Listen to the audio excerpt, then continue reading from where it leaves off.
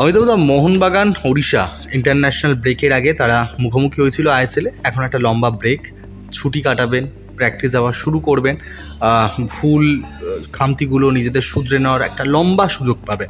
স্টুয়ার্টের চোট থাকাতে ওড়িশা ম্যাচ খেলতে পারিনি, যেটা মোহনবাগানের জন্য খুবই উইক পয়েন্ট হয়ে দাঁড়িয়েছিল। সবাই বলছিল যে মোহনবাগান সুপার সাইড, মোহনবাগানে অনেকেই বিশ্লেষণ করেছিলেন, সেখানে তুমিও বলেছিলেন এই বিষয়টাও হয়তো মাথায় ক্লিক করেনি, বা যেরকমভাবে এসছে যে স্টুয়ার্ট বসে যাওয়াতে মোহনবাগানে এরকম একটা ছবি ধরা পড়বে সেটা হয়তো তোমরাও ভাবনি। এই বিষয়টা নিয়ে একটু যদি বিশ্লেষণ। মানে যে খেলবে সেই প্রত্যেকটাই যেমন সব টোটাল টিমটাই মানে এ বসেছে বলে ও পারবে না এরকম কোনো নেই। ওটা বুঝিয়ে দিল যে ও নেই, নেই বলে, কিন্তু এটা হবে কেন মন টিমের? মানে একটা নির্দিষ্ট প্লেয়ারের উপর ভরসা কেন অতটা? এটা মনমানের ক্ষেত্রে না, অন্য ক্লাবে কি যাই না, মনমানে পুরো পুরো একদম যতজন প্লেয়ার আছে প্রত্যেকেই মানে যাকে নামে সেই বেটার খেলবে, রিজার্ভ বেঞ্চ পর্যন্ত ফিট হবে, সবাই বেটার।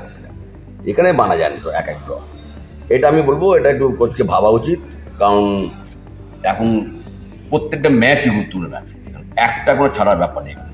স্টুয়ার্ট এবারে লম্বা লিগ আমরা দেখলাম, এই ম্যাচে স্টুয়ার্ট না খেলাতে যেরকম হলো, রয় কৃষ্ণাকে আটকাতে পারছিল না, বিশাল কায়েতের হাত আবারও মোহনবাগানকে সেভ করলো। সুতরাং আরও লম্বা লিগে যদি এরকম গুরুত্বপূর্ণ কিছু খেলোয়াড় চোট পেয়ে যায় সেক্ষেত্রে, বা ডিফেন্স তো পাবেই, খেলার মধ্যে আছে, এটা তো খেলার একটা চোট পাবে, তার মধ্যে প্লেয়ার তো তৈরি, রিজার্ভ বেঞ্চ তো তৈরি আছে, এখানে কে আছে কে নেই এখন সময় নেই। আর এখন কেউ চোট হয়ে সে রিকভারি করতে পারবে না, ছোট হয় আলাদা ব্যাপার। দিমি শুরু করেছিল ওই দিন ম্যাচে শুরু থেকে, দিমিকে দেখে কেমন মনে হলো? দিমি কি পুরোপুরি ম্যাচ ফিট? এখনো মানে আগের বছরের দিমিকে দেখা যাচ্ছে না। সেই আর একটু আমার মনে হয় আরেকটু মামলা একটু রেস্টের প্রয়োজন আমার মনে হয়। দিমির একটু রেস্টের প্রয়োজন আমার মনে হয়। মানে স্টুয়ার্ট যদি চোট সেরে যায়, স্টুয়ার্ট খেলুক, দিমি একটু রেস্ট করুক, সেক্ষেত্রে তো একটা মানসিকভাবেও ফুটবলাররা তো একটা হয়ে যায়।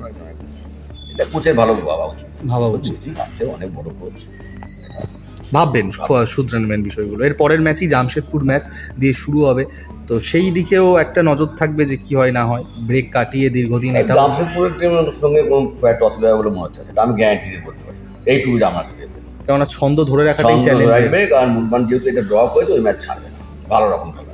কারণ এই যে ছুটিগুলো তো দেখেছি অনেক সময় বড় বড় দলগুলো আবার নেমে ছন্দ হারিয়ে ফেলে, এটাই চ্যালেঞ্জ আর কি, ধরে রাখাটাই চ্যালেঞ্জ। করবে কোনো অসুবিধা নেই, কারণ ওখানে যথেষ্ট দক্ষ প্লেয়ার, ভালো প্লেয়ার সব।